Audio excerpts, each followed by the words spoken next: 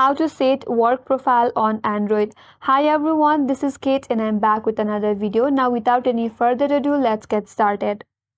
So first of all, you have to open up settings in your mobile device. Now under your settings page, scroll down a bit. There you will find an option as passwords and accounts. Tap on it. Scroll down and then tap on add account. And from here you have to tap on Google. So this was the method for the older version of your Android device, but as of the latest update in your Android device, there is another way to add the work profile. For that, you will have this Google option in your settings page. So tap on Google. Now from this interface, there you will find an option as all services. Next to recommended, tap on it. Here scroll down and tap on set up and restore. There you will find an option as set up your work profile. Tap on it.